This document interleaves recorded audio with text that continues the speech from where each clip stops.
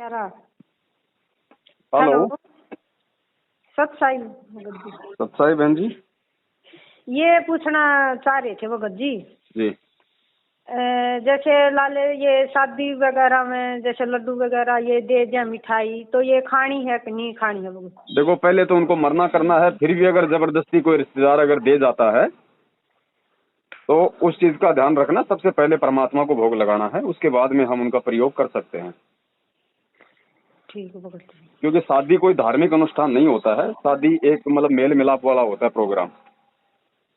तो परमात्मा को भोग लगा दो और उसके बाद में अपना खा लो। और थोड़ा ध्यान रखो कि भाई जो मिठाई लेके आया है वो कितने रुपए तक की है, 100 रुपए की, 150 रुपए की, तो उतना ये पैसा। जी जैसे लड़की की शादी थी जी, तो ये कन्यादान वगैरह गा लाए थे जी, उसके बाद जैसे दे कर गया है।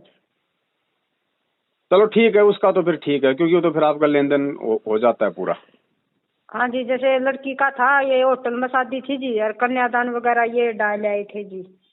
अच्छा अच्छा अच्छा, चलो ठीक है बहन, कोई हाँ। दिक्कत नहीं, लेकिन मालिक को भोग लगा के ना फिर उसको ये अपना पता काम। तो नहीं था जी, बच्चों ने पहले ही खा ली समझ जी। कोई बात नहीं, अनजाने में खा ली तो उसका कोई दोष नहीं है। परमात्मा को दंडवत करके समय याचना कर लो कि परमात्मा, जाने अनजाने में हमें मालूम नहीं था, माफ करो।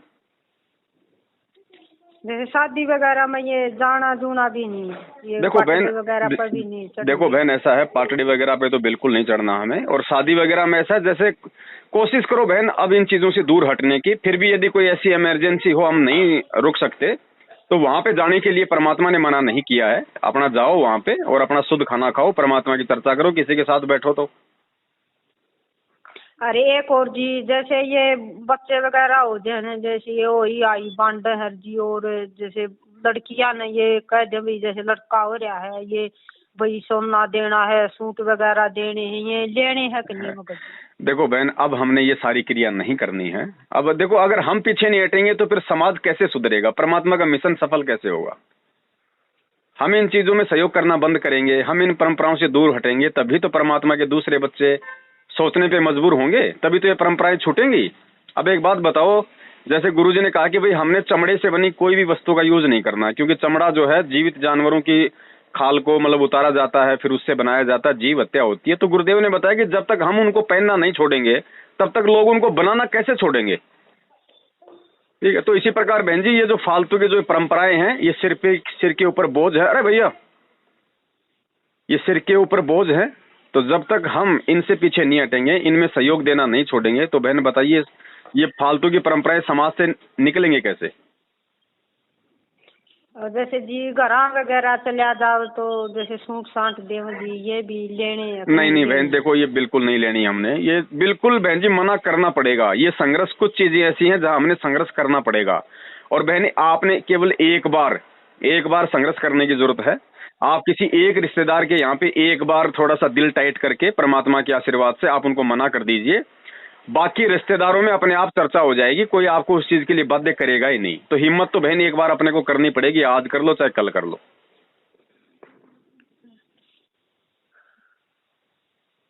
थोड़ा ठीक जी, सीरियस लेना पड़ेगा बहन।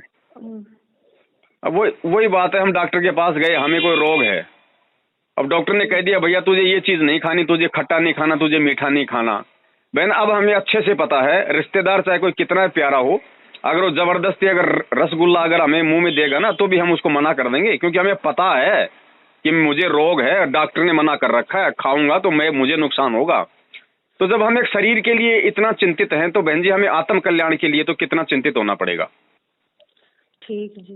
तो और एक और ये पूछना चाहती थी जी जैसे ये जो हमारा घर वाला था ना जी, जैसे बीमा वगैरह करवा रखा था ये एक लड़की का जी, जी तो जैसे वो एक्सपायर हो गया जी, तो फिर उन बीमा वाला ना जी जो कर एक किस्त भरी सरू वाली जी, जो कर मारा दौरा ले गए थे जी, और दो किस्त वो ले गए जो कर मारा दौरा तो ले गए वक्त जी, और लेकिन उन वो किस्त भरी को ना जी। अच्छा ये मामून पर जो से वो ये पीछे तो उन पर लेवांगे भगत जी, मारा घर जा रहे हैं हमने ब्याज रुपये वो कर रखे जी, तो हम ब्याज रुपये लेवा जी नू की नू माम जितनी मारी पूंजी है वाले। देखो बहन, इबुने वो तो भरिया नहीं जी, मामने बीमा तो कुछ मिले को नहीं जी। नहीं तो आप उस बीमा कंपनी से लोगे या फिर जो बीच में जो एजेंट था आप उससे लोगे? ये अजय बीमा कंपनी का ऊपर तो वो तो क्लेम है जी, वो एक दूसरा वो करवा होगा जी। जो ये एजेंट थे जी जो घर तक पीछे लेके गए थे ना जी, न 2 किस्त भरी को नहीं जी, अपना दौरा रखिए जी। हाँ तो वो तो आप उसको एजेंट को फोन करो, उनको भैया हमने तो पैसा तुम्हें दिया है, हमें तो हमारा पैसा दो जी। ये इससे बात बदली तो वो हो रहा जी, वो 2 एजेंट है जी, वो उसका नाम ले दे है और वो उसका नाम ले दे है जी। देखो बहन, अगर कितने पैसे हैं? कितने 28,714 रुपया की थी 1 साल की किस्त जी। अच्छा अच्छा अच्छा अच्छा। पिछले साल भी ले गया था जी, उसका पिछले साल भी ले गया था जी। देखो बहन, अगर नहीं भरी जी, हमने भी इंक्वायरी करवाई ना जी, भाई हमारा यू क्लेम क्यों नहीं पास हो रहा, तो पता चलिया भाई किस्तें नहीं भर रखी, एक किस्त भर रखी है शुरू की बीमा बना जब की जी। अब देखो बहन, वही है फालतू में, अब हम उनके ऊपर मुकदमा करेंगे, फिर हम टेंशन में, वो टेंशन में। तो देखो, अगर प्यार प्रेम से पैसे निकल जाएं तो आप उनसे निकलवा लो। ठीक है। जितना भी दे उतना ले लो बहन, जितना अपने भाग्य में है ना उतना परमात्मा अपने को दिलवा देगा। और अगर नहीं निकलता तो बहन फिर अपनी छाती को थोड़ा सा टाइट कर लो, छोड़ दो, सोचो हमने कुछ किया ही नहीं था बहन। लेकिन कोशिश करो जितना निकल जाए उतना निकलवाओ। ठीक। मुकदमेबाजी नहीं करनी हमने किसी भी प्रकार की ना। ठीक है जी। और एक ये जो करे यू है ना जी, यू क्लेम वगैरह का यू करे, एक नू बोला भाई मैं थारा क्लेम पास करवा दूंगा, लेकिन मेरा लगत कुछ थोड़ा बहुत देना पड़ेगा। ना ना ना ना, बिल्कुल नहीं करना, चाहे हो ना हो। हमने रिश्वत ना लेनी है ना देनी है बहन, बिल्कुल भी। ये उल्टे काम तो हमने बिल्कुल भी नहीं करने, 1% भी। ठीक है भाई, जब हमें पता है कि जब हमारी किस्त भरी नहीं तो कंपनी कहाँ से क्लेम पास कर देगी, और कंपनी में यदि कोई क्लेम पास करवा रहा है तो फिर वो तो ले दे के करवाएगा, ले दे के करवाएगा, तो फिर हमारे बहन वो कर्म बिगड़ेंगे फिर वहां पे।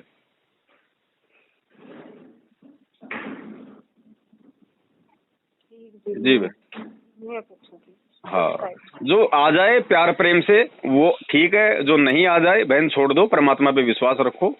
ये तो है नहीं कोई भाई 28,000 के पीछे हमारा कोई जीवन चलेगा, ठीक है। लेकिन हाँ, लेकिन कोशिश करो उनको बोल के कि भैया देखो ये बेईमानी ठीक नहीं है, ये परमात्मा के घर में आपको भोगना पड़ेगा, और हमारे पैसे जो है प्यार प्रेम से आप दे दो। थोड़ा सा भय आप उसको दिखा सकते हो कि भैया फिर मैं मुकदमा करूंगी, फिर मैं थाने में जाऊंगी, मैं आपको पहले बता रही हूँ, मेरा जो पैसा है वो मुझे लौटा दो,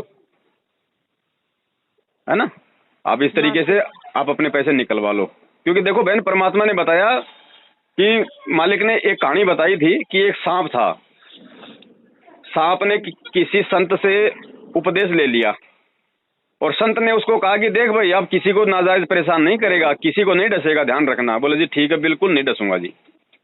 अब वो सांप ने डसना छोड़ दिया तो लोगों को मालूम पड़ गया भाई सांप ने तो काटना छोड़ दिया, सांप ने काटना छोड़ दिया। तो बच्चे भी उससे नहीं डरते, कोई नहीं डरता। लोगों ने उसके मार मार के पत्थर उसको अधमरा कर दिया बेचारे को।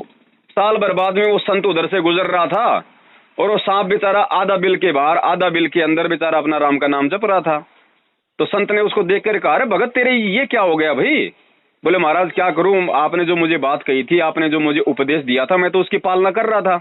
आपने कहा था भाई तुझे कोई परेशान करे तो किसी को डसना मत।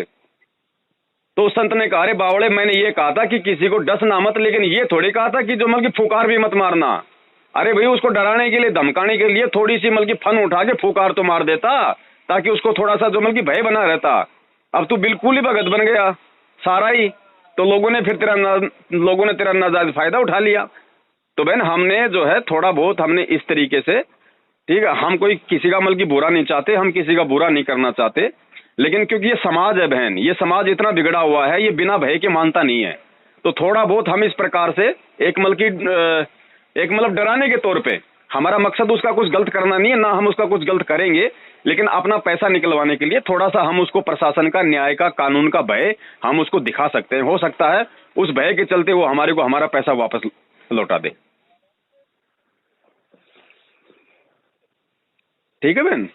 ठीक है। हाँ, सत्साई बहन जी। सत्संग।